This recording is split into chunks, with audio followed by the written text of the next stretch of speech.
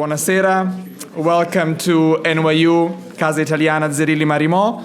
My name is Eugenio Refini. I'm currently serving as chair of the Department of Italian Studies here at NYU, and it is truly a pleasure to introduce tonight's event, which is the first one in a newish series of events that is very dear to all of us, the John Freccero Lecture Series, which we started last year with two main scopes. On the one hand, we wanted to create a framework to showcase excellent and distinguished work in the field of Italian studies, and of course broadly meant, so Italian studies including all things which have to do with Italy and its transnational reach. On the other hand, we thought that the best way to do it would be to bring guest scholars under the name of our late colleague, Professor John Freccero, a leading name in Italian studies, of course, whose work here at NYU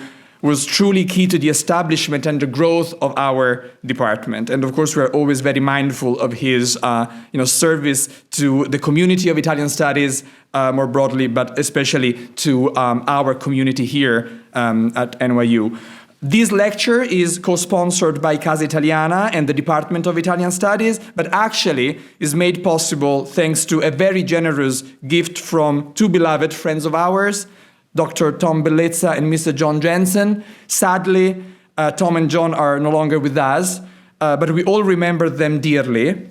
They were regulars here at Casa. They were friends with Professor Freccero when he taught here, and they were with us 1 year ago exactly when we started this series, and they joined with inexhaustible joy and enthusiasm when we launched the series, and so our thoughts really and beautiful memories go to Tom and John, alongside our deep gratefulness, really, because her gift has been instrumental to starting this series. I also want to acknowledge our colleague Elena Bellina, as well as Casa Director Stefano Albertini, who cannot be with us tonight, but of course he sends his warmest greetings, because both of them have been also crucial to setting up this series. So we are deeply grateful to both of them for this as well, alongside the many other reasons why we are grateful to both of them. So let me now turn to tonight's program, which features a very special guest, also a longtime friend of the department and Casa, former NYU Global Distinguished Professor Lina Bolzoni. Professor Bolzoni is Emerita Professor at the Scuola Normale Superiore di Pisa, where she has taught for a number of years. She's a world-renowned scholar of the Renaissance, again, very broadly meant. She's one of the reference scholars when it comes to the relationship between words and images, the long-lasting tradition of the art of memory. She's a specialist of rhetoric and poetics, a leading scholar of canonical authors such as Petrarch, Ariosto, Bembo, Tasso, among others, all authors that she has been reading in a non-canonical way, or I should say in non-canonical ways, alongside many non-canonical authors that she has contributed to resituate within the map of pre-modern studies. And two names come to mind right away. One of them is Giulio Camillo, of course, a dear friend of Professor Bolzoni's. Another name which comes to mind because it's also dear to my own work, which is Giovan Battista della Porta, for instance. So really she has been navigating the universe of Renaissance culture across both big names and names which were deemed to be smaller, but actually the cultural importance of whom she has been able to fully unravel and disclose.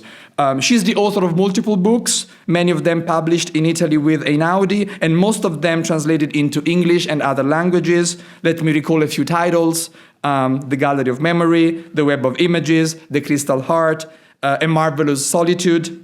She has taught, of course, in Pisa, but also at Harvard, UCLA, the Collège de France, I Tatti, the Getty Center for the History of Art and the Humanities, and Princeton University. She's a member of the American Philosophical Society and a fellow of the Accademia Nazionale dei Lincei and of the British Academy. And I will stop here because otherwise it will take the full evening to list her achievements and awards. Let me just close my introduction by saying that having the privilege of calling Professor Bolzoni a mentor, what strikes me especially about her, alongside the breadth of her knowledge, is her intellectual generosity and constant invitation to be curious, challenge assumptions, and be willing to be surprised by the object of our research.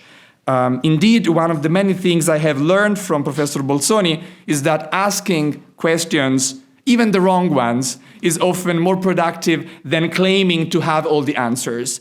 And I know that I share this feeling with the many students and mentees of Professor Bolzoni's across the globe. And actually, these include both hemispheres, because we have, people who are really who have been working in a way in the footsteps of Lina, both in the North and in the South hemisphere. I believe that tonight's lecture will give a very eloquent example of what I mean. I would like also to mention that Professor Bolzoni is here for a few weeks, and she's been a wonderful participant in my graduate seminar over the past couple of weeks, and the sort of curiosity, again, which she brings to the classroom is always amazing. And I also would like to say that her stay here for these weeks is not just a collaboration between CASA and the department and the John Freccero Lecture Series, but also a collaboration with the Ragusa Foundation for the Humanities, which is co-sponsoring Professor Bolzoni's visit, and the Medieval and Renaissance Center here at NYU. So, as I was saying, the lecture tonight will certainly show what I meant with my remarks. And without further ado, I would like to hand it over to Professor Bolzoni, whose title tonight is Within the Frame of the Text, Ariosto's Secret Self-Portrait. So please join me in welcoming Professor Bolzoni.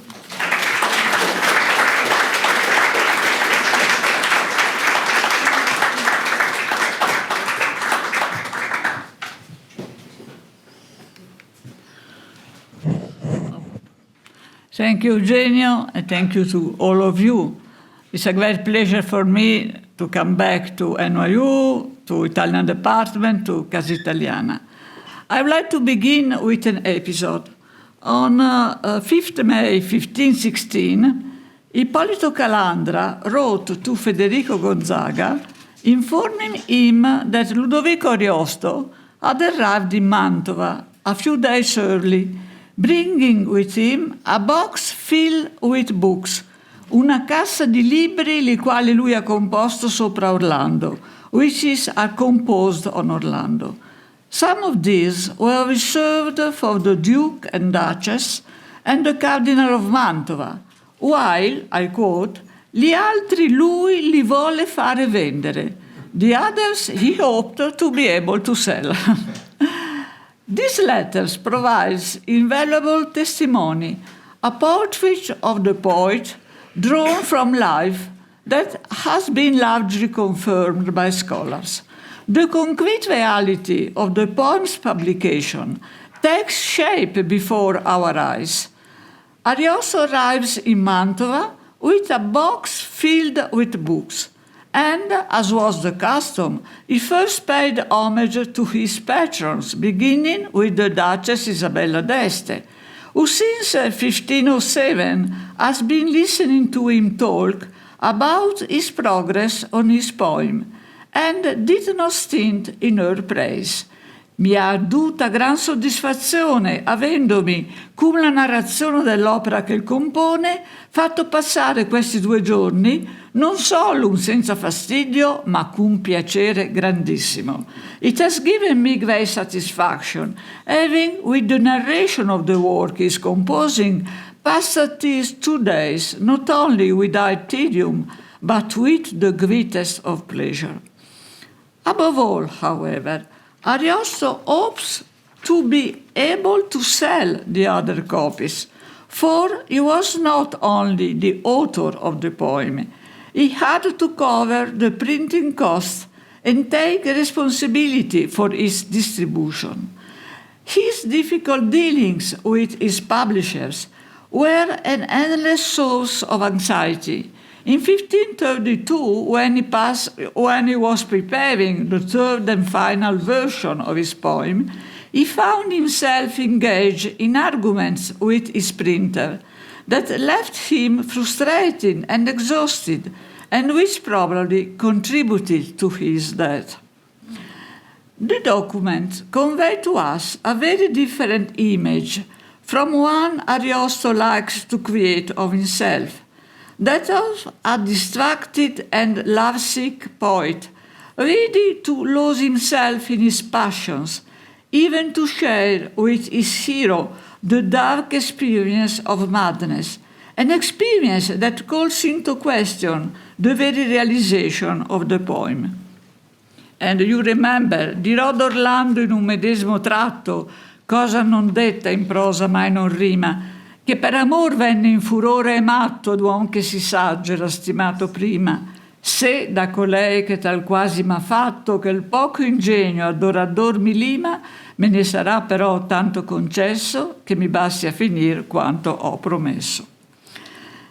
George Louis Borges, which greatly admired L'Orlando Furioso, is right when he writes that the poem was woven of the stuff of dreams. There is a beautiful poem called Ariosto and the Arabs.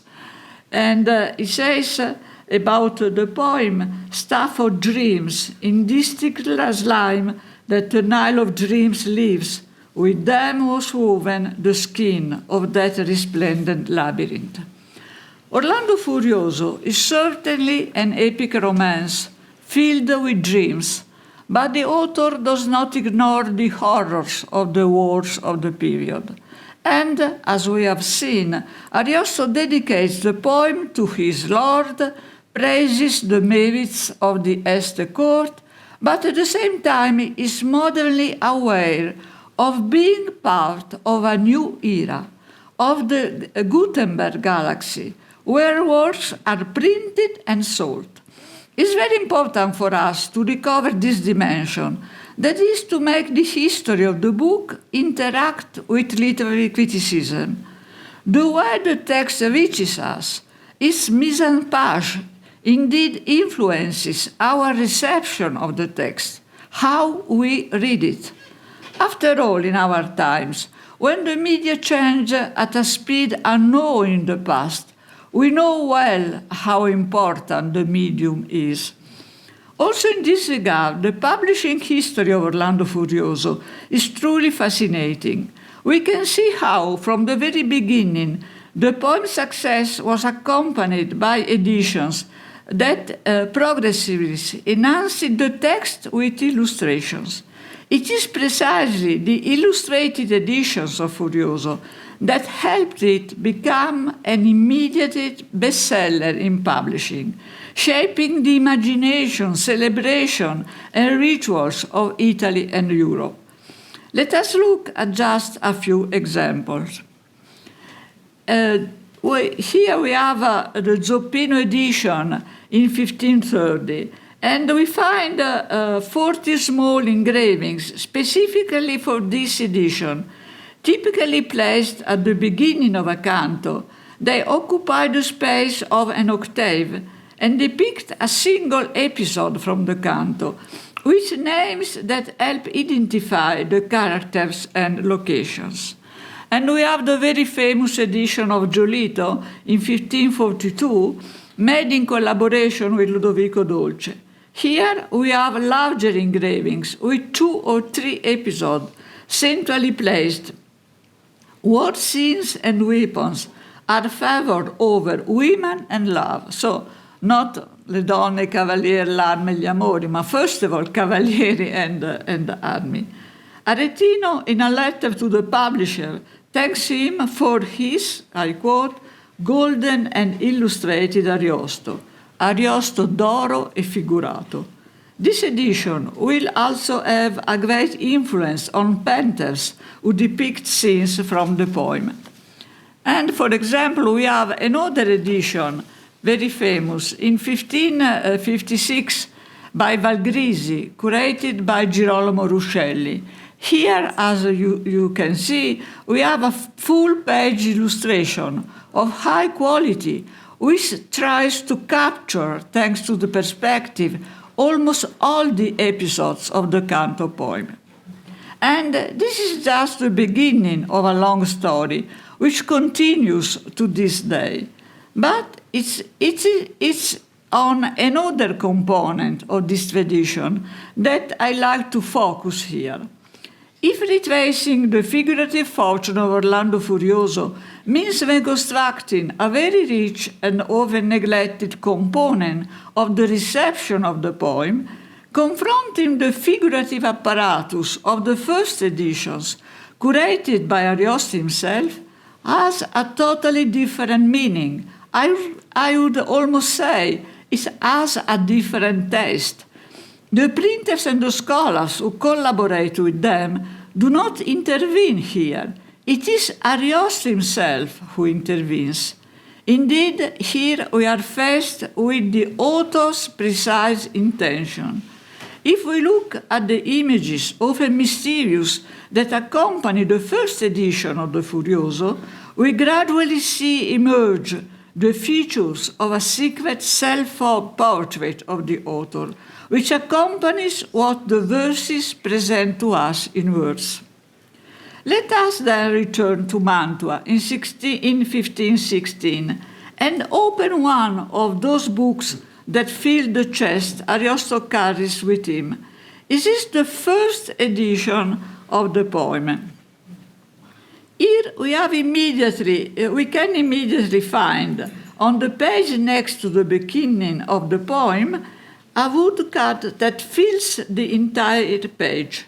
In the center, a fire is lit under a log that contains a beehive from which a swarm of bees is forced to flee.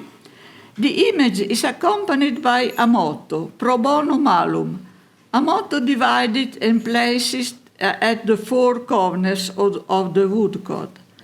Our gaze must follow a long and precise path in order to be able to reconstruct and recognize it.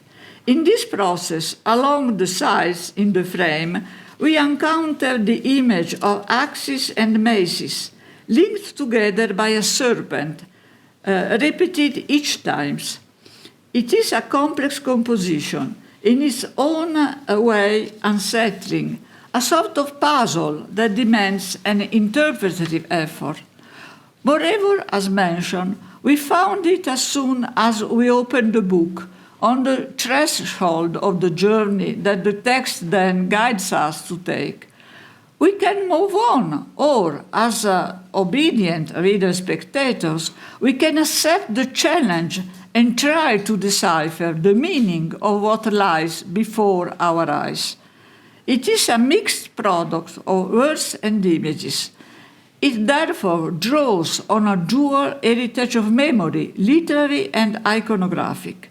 It derives from this dual memory fragments that gain meaning only when they interact, when a conceptual click occurs between the two, an association that existed in the mind of the creator, and the viewer is invited to retrace and recreate the process of invention, precisely to recognize the play of associations that produced it. It is an example of a practice with distant roots, but which will be codified starting from Paolo Giovio. His dialogue on military and amorous imprese, written in 1551 and published some years later, provides effective terminology. For Paolo Giovio, the body is the image, and the soul is the word, the motto that contributes precisely to giving life to the whole. It's a clear retrospective picture that Giovio presents to us, in which the author seeks to describe and establishes the rules of an experience that is by now very rich and widespread. It is a picture very close to the world of Ariosto, who had composed and interpreted imprese. The imprese, Giovio tells us, is on a personal nature, expressing at the same time hiding a desire, an idea, a project that someone nurtures in their heart, in their mind. Over the course of the century, the emblem, which has a basic structure of its own, even as it becomes enriched by additional components, such as poetic text and a commentary, will later indicate a message of a universal nature, of an ethical, religious, or political type, for example. Now, what do we have before us when opening the Furioso of 1516? Generally, it has been described as an impresa, but what is at stake, for a precise definition, is precisely the interpretation of the individual components and how they function together as a whole. Let us start with the bees, which a long tradition associates with poetic words. Plato, in his Ion, compares bees to poets seized by a frenzy. At least from Seneca to Petrarch, and then in Renaissance tradition, the bee represents the relationship between reading and writing. Flying from flower to flower, the bee draws nectar that it then transforms into honey. Similarly, the writer internalizes the examples provided by great text and reworks and transforms them in his own writing. We can therefore think of a connection between the bees driven from the hive and the poet and or his poem. Or if we move within a symbolic interpretation, we can think of a general staging of the condition of poets. But what is the relationship with the motto pro bono malum? An initial line of criticism interpreted it positively, perhaps under the influence of the idea of the poem as characterized by harmony. The motto would thus mean that even from evil, from violence, good beauty, specifically poetry, can arise. Poets may be mistreated, but they create beauty. The world is characterized by the coexistence of opposites, so that good and evil are closely linked. This is the old interpretation. But regarding the motto, there is immediately something to be said. Pro means instead of, in place of. It thus indicates an unequal and reverse exchange. It denotes a situation of ingratitude. This is seen in biblical sources. For example, we find this in the question that Joseph addresses to his brothers, accused of having stolen of a precious cup from him. Quaere didistis pro bono malum. So, what is the message that the 1516 woodcut conveys? Paolo Giovio seems to have little doubt when he cites our work. Messer Ludovico Ariosto made a fine work, creating the vase of the beehives from which the ungrateful peasant makes smoke and kills the bees to extract the honey and wax, with the motto pro bono malum, perhaps intending it to be understood how he had been mistreated by some of his masters and can be seen from his satires. For Giovio, this is an emblem linked to Ariosto himself, which interprets, however, in the light of the text written later, namely the satires, where Ariosto recalls that the cardinal kept him under his yoke and that, as a poet, he was made into someone who rides on horseback to carry messages, di poeta cavallar mi feu. But there is a problem. The satires are not only later than 1516, but they also have a more private character than the poem. It is also unlikely that there would be such a personal and strong denunciation of the love's ingratitude at the beginning of a poem that was dedicated to that lord.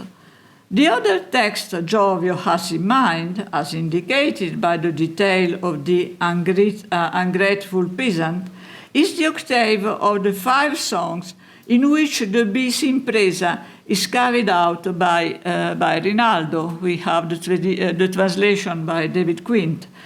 Della schiera di mezzo fu il maestro Rinaldo, che quel dì molto era adorno d'un ricco drappo di color cilestro, sparso di pecchie d'or dentro ed intorno, che cacciate parean dal natio loco, dall'ingrato villan con fumo e fuoco.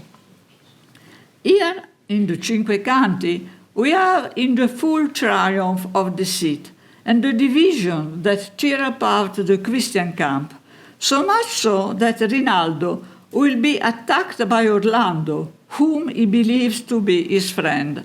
And during the duel, they will both accuse each other of betrayal. Rinaldo also feels persecuted and betrayed by Charles, the sovereign who has served with such valor. The impresa he undertakes is a denunciation of the moral corruption that is reigning. Ingratitude marries violence, and the ungrateful villain is its emblematic figure. It is truly significant that now Ariosto attributes his personal own impresa to Rinaldo, as if to identify with him. The overall picture has become darker, and the impresa denounces the rule of ingratitude. Let us return to first edition and pause for a moment on the agricultural tools linked together by a snake. Giorgio Masi recognizes in them the mallet and the axe associated with the work or woodcutter, and traced a reference to Aesop's fables. The farmer saves the cold snake by warming it in his bosom, and the snake repays him by stinging him. The tools refer to the fable in which the ox tree complain to Zeus because they are victims of the axe. But Zeus points out that they themselves provide the wood from which the axe is made. So, motto, central image, frame. Everything comes together to form a rather cohesive set of meanings, neither too clear nor too obscure, as tradition requires. And we are precisely in the area between emblem and impresa. Indeed, although an autobiographical complaint about the cardinal's ingratitude seems unlikely, and we can read the woodcut in terms of a general human condition based on ingratitude and the subversion of values, nothing prevents us from suspecting within this framework the presence of personal suffering, more specifically related to the poet Ariosto and his relationship with the court. A very insightful interpretation is offered by Tasso in his dialogue on emblems. Not we leave the vase of the bees brought by Ariosto, which is saying pro bono malum, because poets are like bees, driven away by ingratitude and the smoke of others' ambition. It is in a certain sense a complicit and sympathetic reading which capture together the private and general dimension of Ariosto's impresa, and at the same time introduces a further component, namely the violence of competition linked to gossip. We have seen how interpreting the impresa involves reconstructing a puzzle. The logic of the piece of the fragment is moreover the basis of this kind of product. The etymology of emblem refers precisely to something that fits into a whole, like a tile in a mosaic. It is therefore not surprising that a true ars combinatoria comes into play in the subsequent editions of the poem, in the sense that Ariosto and the editors will decompose the constituent elements of the 1516 woodcut, recombine them and place them alongside other elements. For example, in 1521, in the second edition of the poem, the frontispiece is occupied by the title, and around it is a frame in which we find the hammer and the axe tied by a serpent, and in the four corners the motto pro bono malum. On the threshold of the text, the bees have disappeared, but the pessimistic message remains, entrusted to the motto, the frame, perhaps also to the visual memory of those who knew the first edition. In any case, the message is strongly reiterated when the readers reach the end of their journey. At the end, the same woodcut from 1516 is reused. That is, we found the bees driven from the fire and the motto. The impresa thus frames the entire poem. Let us come to the last edition, from 1532, whose surviving copies present a rather varied and extraordinarily interesting situation.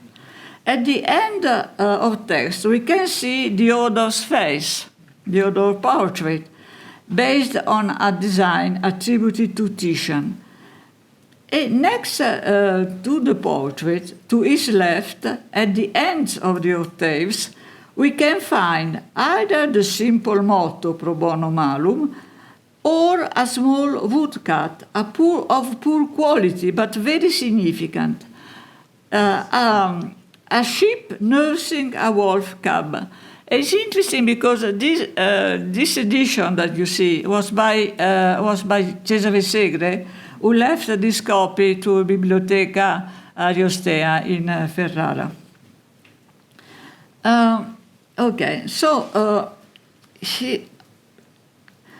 On this image that is very important, we will return later. On the final page of this edition, after the colophon, we are presented with the image of two snakes with intertwined tails, whose tongues are cut by hand wielding scissors emerging from a cloud. The operation had just been performed on the left-hand snake. The piece of tongue is still in mid-air, and the scissors are directed towards the right-hand snake. A cartouche wraps around the hand holding the scissors, extending across the entire upper part with the motto Direxisti malitiam super benignitatem. You have a preferred malice over kindness.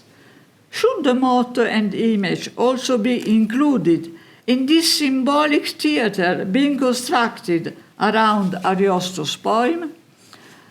Are they pieces of the secret self-portrait that Ariosto is creating? Meanwhile, let us look at the meaning of the snake, as explained by Lodovico Dolce in the Dialogo dei Colori, published in 1565. He says, the snake signifies malice, alluding to that proverb that one should not nourish the snake in one's bosom. With the first edition of his L'Orlando Furioso, Ariosto had been beaten by the envy of detractors, while later time had silenced the malicious, since his poem had been recognized as rare and excellent. For this reason, in the second edition, he chose this emblem. He had printed at the end of the book two snakes, one of which had his tongue cut off, and the other, swollen with venom and ready to strike, showed above it a hand with scissors, about to cut it off as well, with a motto saying, Dilexissi malitiam super benignitatem. This was no less beautiful an emblem that had which he placed in the first edition immediately on the first page. It was a hive of bees which had been driven away by a fire set by an ungrateful villager, despite having produced honey with the motto pro bono malum. Dolcevitz's Ariosto emblems, in their succession, inserting them into a kind of narrative framework. It is also significant, precisely in this context, the reference to nourish the serpent in the bosom, which reinforces the Aesopian meaning we recalled with regards to serpents surrounding the tools in the 15-16 frame.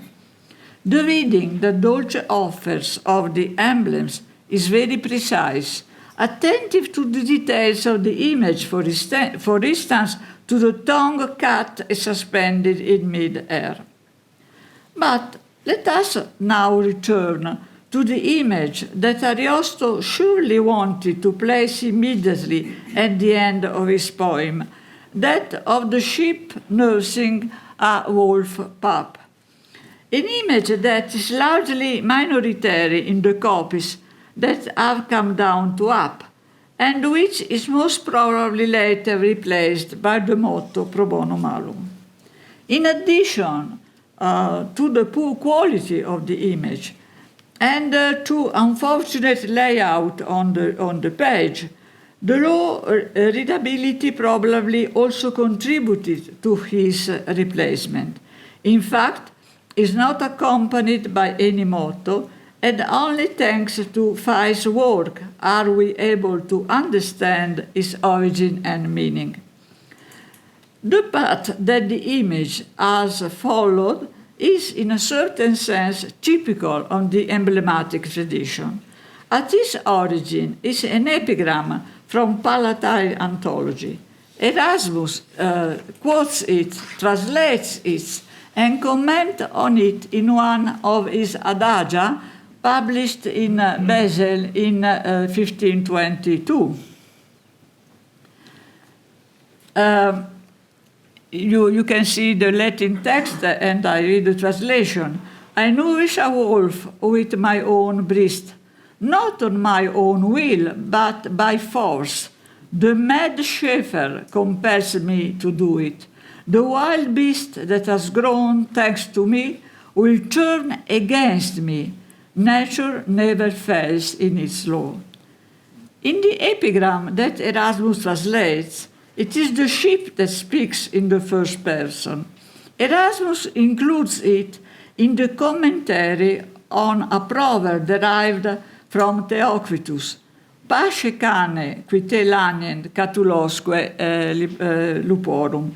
Feed the dogs that will tear you to pieces, and the wolf pups, and interprets it as addressed to, I quote, to those who are harmed by those they have benefited, that is, against the ungrateful.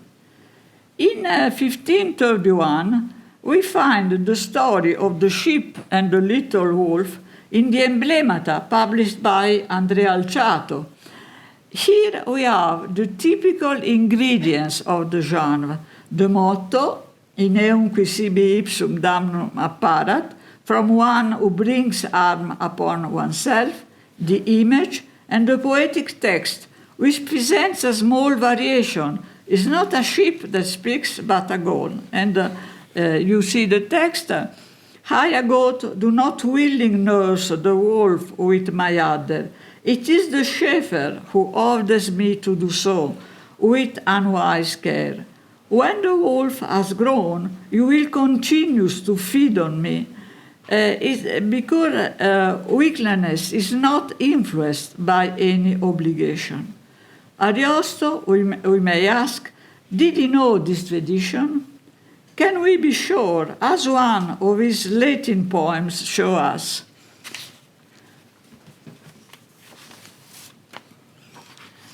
reluctantly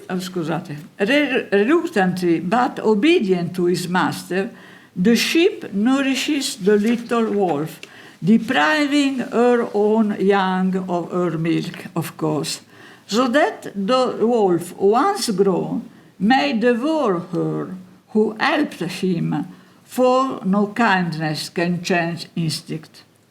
As Ariosto translating the epigram from Greek, in Satire 6 he recalls his troubled cultural education and his difficult relationship with the Greek language. But what is certain is his familiarity with an ancient epigram rediscovered, commented on, rewritten, and visualized during the Renaissance. A text that staged a violent disruption of values, a pro bono malum that arises from a human intervention, the Schäfer, demens, as Erasmus says, who in turn wields power without regard for the inexorable laws of nature. The woodcutter concludes the poem in 13:2, thus present us with a message that is not easy to decipher, but one placed within the precise cultural code in which it belongs reveals itself under the banner of ingratitude, of a violence that affects the relationship between the human world and nature. We are then not so far from the beast driven away by the fire lit by the peasant. Retracing, and I finish, retracing the emblematic apparatus with which Ariosto accompanies the 3 editions of his poems, confront us, as we have seen, with a fascinating and difficult to penetrate message, yet consistent in proposing the theme of ingratitude, of a painful lack of reciprocity between the benefit and the reaction of the one who receives it, even down to sheep nursing the wool cub, a symbol of a violent upheaval that characterizes the human world and its relationships with nature. It is a message that progressively reshapes its components and arranges them differently in different parts of the book. It is, so to speak, the iconographic aspect of the complex rewriting to which Ariosto subjects his poem. Our dialogue with Ariosto thus opens onto unexpected dimensions. If we retrace the images accompanying the edition of the poem curated by the author himself, we can piece together, like a puzzle, a secret and utterly fascinating self-portrait of Ariosto. Thank you.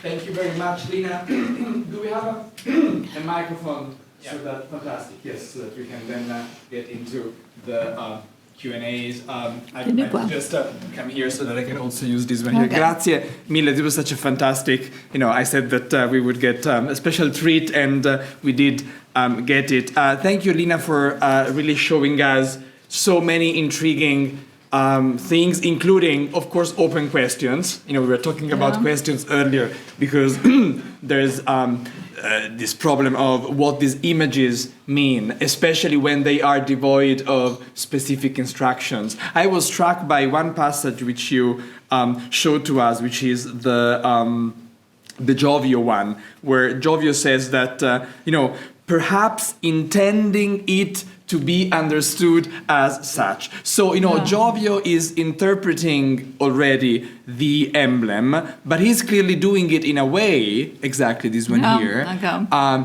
He's doing it in a way that is clearly signaling the fact that, the interpretation is partly open and never sort of set for sure. Perhaps intending it to be understood how he had been mistreated, etc. So I think the important message which the reader is coming up with here is really that, as you were saying, these images need to be decoded, deconstructed, but even when you try to do that, the answer which you can get is not necessarily what the author had in mind. So there is a big element of ambiguity in what the poet is doing, and you can see that reflected in the ways in which the interpreters read these emblems.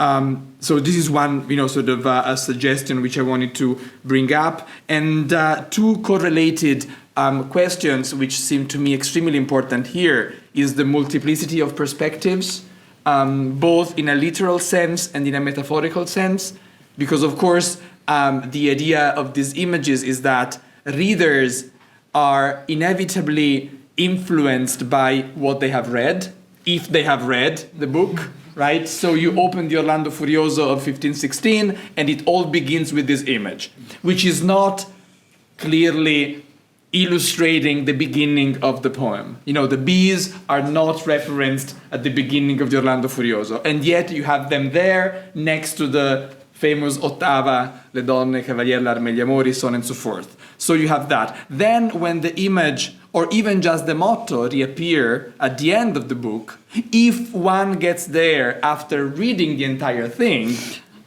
if that is the case, they might have ideas on how to deconstruct the motto and the image. But then you also showed us this very intriguing example of the motto with the image without the motto. The sheep and wolf pup. It's a fascinating one, because really there you are left to just the image, which again has nothing to do with the text on that page, which is not talking about wolves, not talking about sheep, and not talking about animals at all. That's the finale of the Orlando, is really doing a different kind of job. So of course the readers will have different takes on these images, and this made me think that these images, even if very different from the ones in the other illustrated editions which you showed, the Giolito, the Zoppino, then the Valgrisi, etc., are doing something similar, because in a way the Valgrisi especially and the Giolito also, they begin to introduce the idea that the reader is looking at an image which is showing you many things, not only one scene, right? And so the reader has the freedom in a way to navigate the image in different ways. So the book really becomes interactive, as you were suggesting, yes. Both when it's about the plot and when it's about the moral content through the emblems. And one final comment, which I just want to sort of bring up as a, perhaps an element for discussion, is this idea that the poet finds a way through the cracks of the text to come up with his voice. We were discussing this earlier in the classroom, yes. And we were looking at those specific examples where Ariosto comes in with his own voice, and he addresses the reader, or he addresses the characters within the story. So that's the poet coming up. But these examples of images and emblems do allow for something similar to happen. The poet being at that point also a commentator of what's happening. So I think this label which you are using here, self-portrait of the poet, enigmatic self-portraits, is a very generative one. So these were kind of some thoughts, and we do have, of course, time for questions, and I'm sure that Lina would be happy to take them. So I see Dennis and then Alessandro. Yes. And then another over there. I will keep track of hands. Okay, well, Alessandro. Oh, yeah. It's a small place, we could almost do it without the microphone, but it's better for recording purposes because we are. Oh, sure. Yeah. Thank you so much, Lina. Hello. When I saw the title of your talk, I tried to imagine what it would be, and it makes perfect sense that you talked about what you talked about, and I don't know what it says about me that I couldn't anticipate this talk, but it was wonderful, and I really am appreciative. I want to pick up on something that you said first, and then that Eugenio was mentioning as well, ambiguity. If I remember correctly, Ippolito, the designated, the patron, Ippolito dies in 1520, or maybe it's 1521. So Ippolito dies, and besides, at a certain point, Ariosto says, "I'm not going to go with you to Hungary." That's 1517, maybe, I can't remember the exact date. And so he's shifting to a different part of the corte. But we know that he has very good, as you documented, very good relations with Isabella d'Este. He's not, if he has gripes with his patron, it's not with the house as a whole, Casa d'Este, and it's not, maybe it is with the system some of the time. And I remember this one letter where he says, "They don't give me enough money to buy clothes.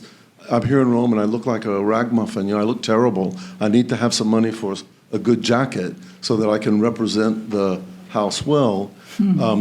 But back to the question of ambiguity, if Ippolito has died before the second edition is produced, would that perhaps have made Ariosto if his bone to pick is with Ippolito and not Isabella, and maybe not even Alfonso, who seems not to care much, could that account for the absence of the bees and of the hive, and does that minimize his ingratitude slightly?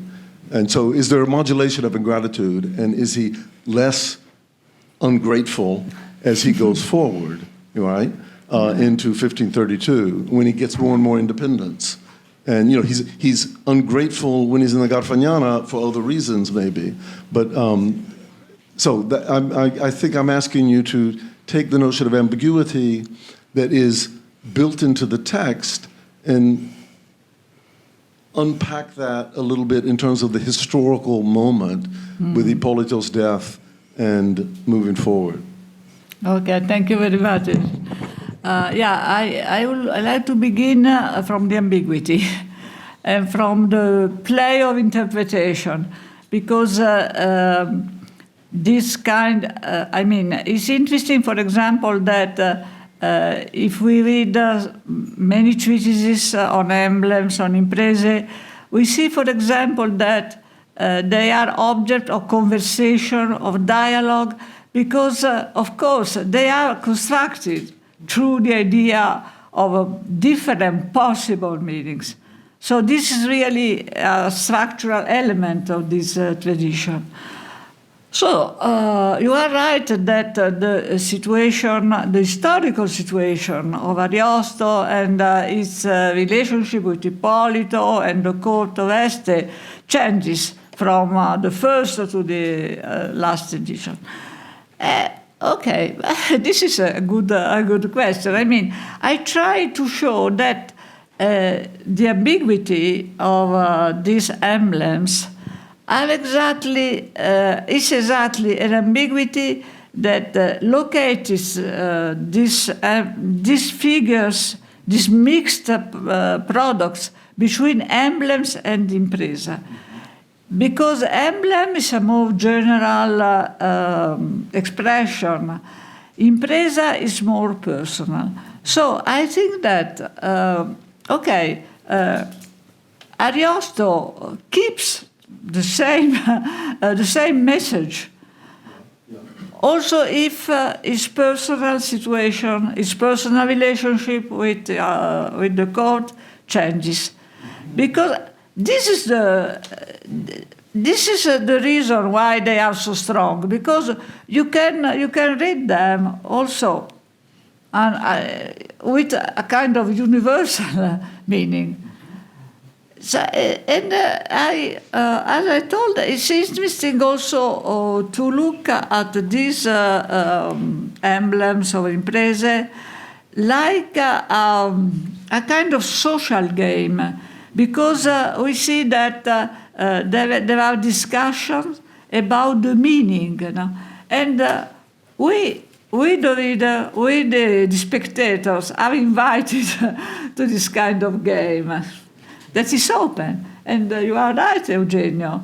It's the same difficulty that we find reading the Ariosto. The ambiguity, the complexity, the genial complexity of Ariosto. Thank you. I think we had, well, yeah. Well, I just wanted to thank you, Lina, for converting me to Renaissance studies. Now, this is exactly how you did it. Like the Orlando Furioso and emblems. No, it's this kind of stuff that traps you forever. And now I'm done forever. Sono condannato. Ma I wanted to ask you about. So I very much agree with you that we're talking about two things at the same time. These are both emblems and imprese. They're a portrait of Ariosto and of his work. They are about history, they're about a specific moment, but they're about always. Not Borges says in that poem, Ariosto is walking the streets of Ferrara and at the same time the moon. At the same time. It's not like first one and then. Però of all these emblems, the one that I cannot compute is the one with the two snakes, because the other ones are very much simultaneous. Like there's no one way to read it. You have to read them at the same time in two ways. No, pro bono malum at the same time, amphibian, double face, right? And instead, the one with the two snakes. Like there's something that happened and something that is about to happen, and there is a choice. That's the strange thing. To me, Ariosto is governatore e poeta, ape e contadino, il venditore, the seller of the books and the maker of the... Like he's all the things, two things at the same time. But in that emblem, he says, you chose malizia. Who is you? And why are there two snakes? And how is that also a portrait of ambiguity in Ariostian amphibology? Okay, thank you, Alessandro. My idea is that there is not a choice. There is first one and the first the other. I mean, Malizia will be destroyed because the hand from the sky is cutting off. Maybe it's a kind of hope, because it seems to be linked with the difficult reception of the poem at the beginning, and the fact that immediately later it becomes a kind of bestseller. It becomes so popular that, as Montaigne says, also people who don't know analphabet people know Ariosto, and they can sing Ariosto. So immediately the poem has a fortune that goes behind the academic world, etc. So I have this idea. I don't know if it's right, but that also the other tongue of the snakes will be cut out.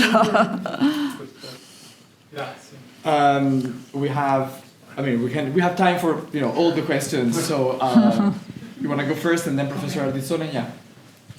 Okay, thank you very much for this wonderful talk. Listening to you, I could not avoid thinking at Venetian portraiture of the same decades.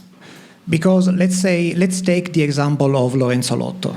Mm-hmm. You have portraits, some of them of still unknown sitters, with exactly this, so to say, polysemic, depiction on the background. I don't know, a donkey that is just been hit by a lightning. And, we don't know how the two relate. So I think that you gave a talk on the archaeology, so to say, of emblematics in a time when there was exactly this polysemy of image, not still probably tamed by words, as you said. A body without a soul probably is partially also, polysemic in itself, as you said. So I think that basically what you were suggesting for Ariosto happened in Venetian portraiture of the first decades, especially in a maverick like Lotto, at levels that still are hard to decodify. exactly because some parts of the puzzle that you presented for Ariosto are still missing for these portraits. Thank you. Thank you very much for your suggestion. And I love Lotto so much, so I am very happy that you quoted him. And I was thinking of the last edition of Furioso in 1932 as a kind of double portrait, because we have the beautiful portrait of Ariosto himself. We have the emblematic portraits of, with figures and emblems. And there is this old tradition that the text is speculum animi, is the mirror of the soul. So we have the text, and the text gives us, according to this tradition, to the mirror of Ariosto's souls. But at the end, we find also the visage. As you know, Lorenzo Lotto also made some double-sided portraits. So thank you for suggesting me this relationship. Okay, it's a very short question. Non ti vedo. Egotistical question. We have spoken about many things, but essentially the ambiguity. Okay, now I'm going controcorrente. I think that probably in the bees. In the? Bees. Le api. Le api. Uh-huh. A meaning could be poiesis, because this is a tradition. Yeah. Here we have. Yeah, but the problem is how they are. Oh, okay. I mean, how people act with them. I am happy because here is Professor Barchesi, our colleague, and he has worked a lot on bees, no? In the classical tradition. So I would like to ask this. Is it possible that instead to relate to poet, as you have quoted the text, etc., the true meaning is poiesis as generative power, and as it is in medieval tradition, regenerative for that. Mm-hmm. Poetry works in this way. I don't know, this is... No, thank you. You are absolutely right that the bees are linked to the poet. Absolutely. In Plato, in Petrarch, in the Renaissance tradition, so it's a very long tradition. The problem is not, you are right, there is the link of poets who create beauty, or the power of the poetry, the beauty of the poetry. But the problem is, how is the condition of the poets in the contemporary world? Which is the condition of the poet? Of the poet in the 16th century, yes. So do you think... Sandro?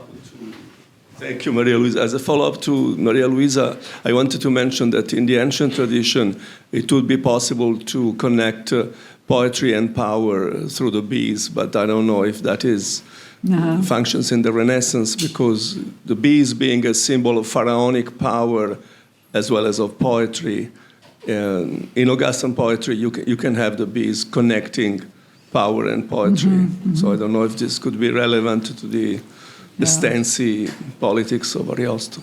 Yeah, maybe Ariosto tries to have power thanks to his poem, but it's extremely interesting Professor Alex.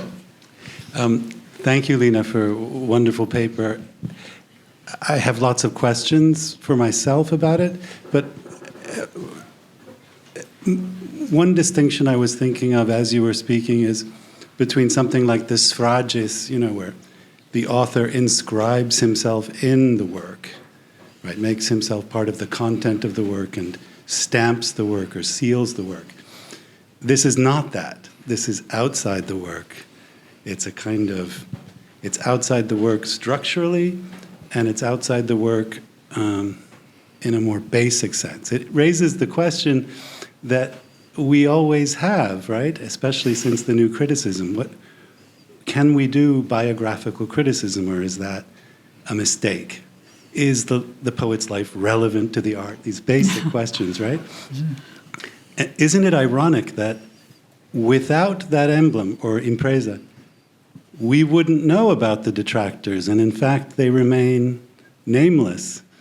You know, we don't have the poem remains, but that context falls away, leaving the question, is the poem imprinted by the context that he's provided of the difficulties of his life as a poet, or not? You know, that's the question that finally remains with me. Is he saying, you should know that this poem is imprinted by that? Or is he saying, well, the honey is there, I've suffered, but here it is?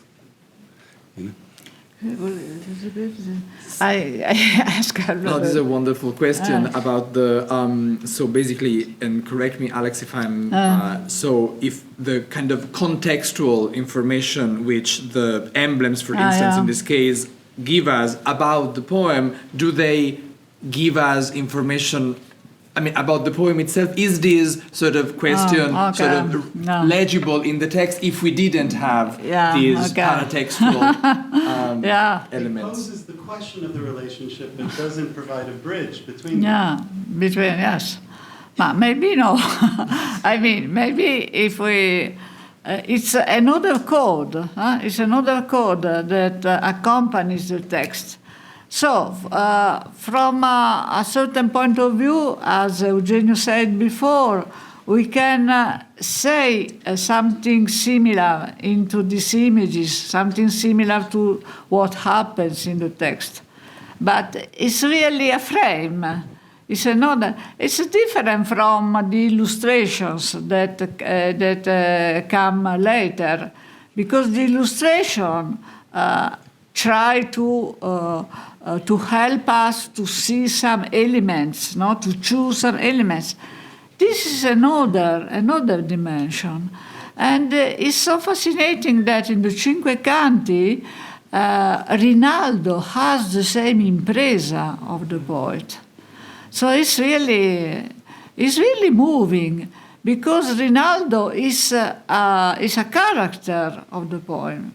But he has the same impresa, and impresa is a kind of secret portrait of a man. So it's maybe it's a little sign that there is a relationship between the emblems and the poet. But of course, it's a very fascinating and difficult question. We have, yes, 2 more questions. I see, 3 actually. So let's begin with, yes, Adriana. Thank you, Professor, for such a wonderful paper. So this is a follow-up to the follow-up about bees and poiesis, because I was also actually thinking that the beehive is actually probably a reference to the poem itself, like to add another layer to the complex code of the emblema. Of course, they also reference the artistic practice itself, so the act of creation, of course. And I was interested in this figure, the villain or the mad shepherd. So I was wondering, because of course there's a mad shepherd or a mad villain who's the one who takes the beehive to fire, and of course he's the competitive artist. So in a way, Ariosto is also referencing himself, also making a parallel between himself as a peasant, as a good peasant. So I was wondering if there's a reference and it's related to the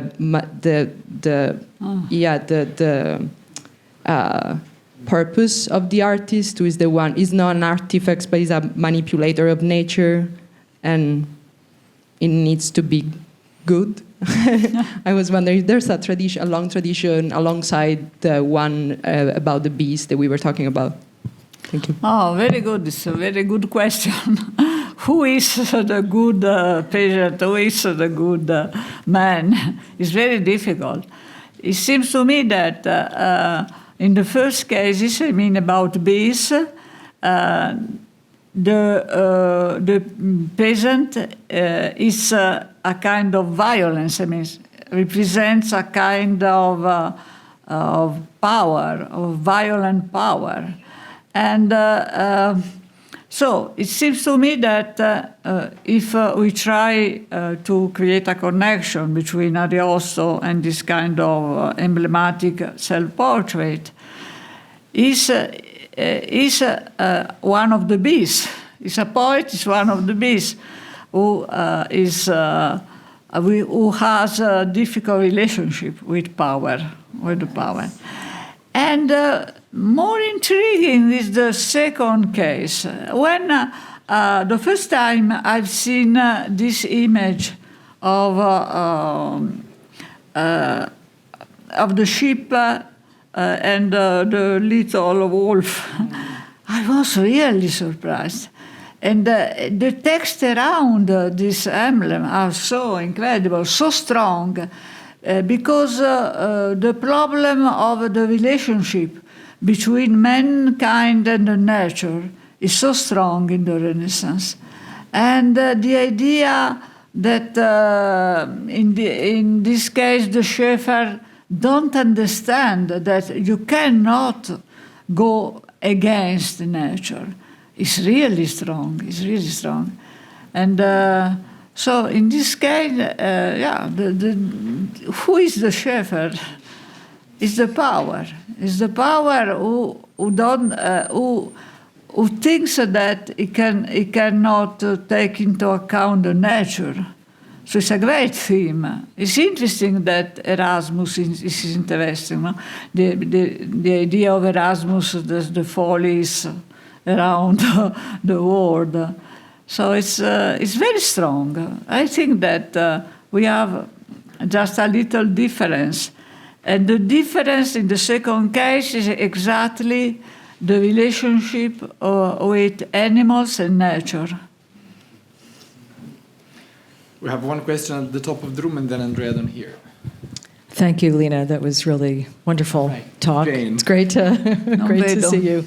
I had a very quick question following from Alex's point about the emblems being outside of the text proper, so not being part of the book itself. Excuse me, Janet, can you grab? Yeah, no, I just had a quick question following from Alex's comment about the emblems are outside of the text itself, as it were. And I just had a question about the portrait of Ariosto being at the end and not at the beginning. And what does that do? Is this an unusual thing? It is a common thing. I'm thinking of Aldo Manuzio's Commedia of Dante in 1502, where we already have the portrait of Dante at the beginning, right, in the frontispiece. And he's gazing, the profile is he's facing to the right, so you get a sense that he's looking toward the book that we're about to read. And the Ariosto, with the portrait at the end, he's looking away from that book. It's not the author looking at what he's just written, but it's the finis, and it's done, and is he moving on? So I'm just curious about your thoughts about why do we have his portrait at the end? Okay, thank you so much. It's I don't know why,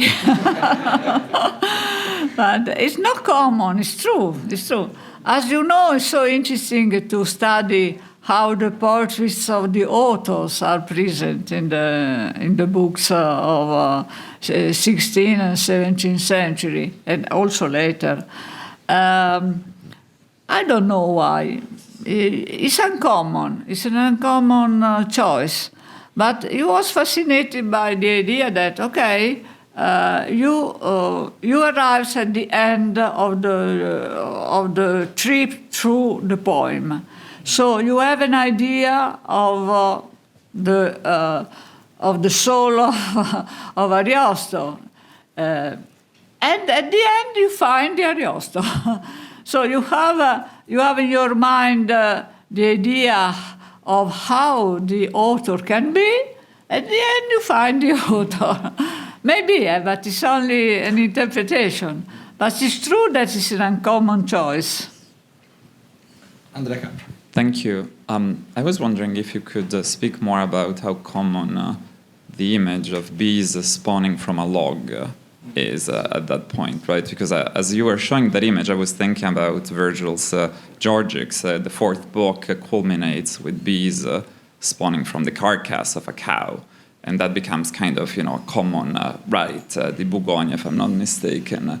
So I was wondering, given, the Orlando's, one of the beauties of the Orlando is precisely that it's this poem about twists and turns and the weirding of tropes.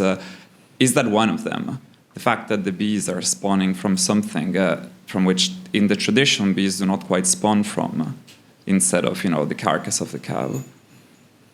No, capito. Se le api che escono fuori dal tronco sono chiaramente una rivisitazione di un trope, di un luogo comune che c'è, che però solitamente sono collegati ad altre, ad esempio delle georgiche, no? Per esempio, che lì ci sono le api che vengono dalla carcassa. Yeah, as I told before to Maria Luisa, yes, there is a very old tradition in the poetic tradition of the bees in relationship with the poetry. It's a different interpretation. So it's, the bees are more linked to the human world, I think. So I don't know if he was thinking of Virgil or maybe. But here we have this different interpretation, different moments of the history of the bees. And so that's why we are discussing the relationship with the poet. Do you know what I think? That the bad reader is the shepherd. Come ha detto? Capisco The ormai sono bad reader sorda. is the shepherd. Il cattivo lettore è il... Sì. Professor Barchiesi. I just wanted to say that the Georgics were widely identified as the ideal realization of patronage. So a poem that really has found patronage, and the bees are very important to that economy of patronage. Cioè, ormai sono sorda. Che le api nelle georgiche sono interpretate come parte di un poema che ha trovato un forma di patronage successful, no? Quindi the link between it's power a different and the bees. situation. Yeah, it's a different situation. I mean, what seems to be extremely fascinating here is that the bees are clearly connected in the tradition with the question of poetry and poiesis and poets, etc. But quite clearly here, It's a different, it's a different interpretation. Yeah, it's a different interpretation. Yes. Crucial. We have time for one last question. Yes, Luca. Thank you so much, Lina, for this fascinating talk. I think we're all very fascinated by the enigma of the images. While listening to you, I was just thinking of the proemio of the Orlando Furioso and the octave in which Ariosto is talking about the exchange with the Este family. Quanto io posso dar, tutto vi dono. I'm paying, so I owe you something. I'm your servant, and I'm giving you a little bit of what I owe you through words and through opera d'inchiostro. And I was just, wondering if there might be a similar, like a connection with the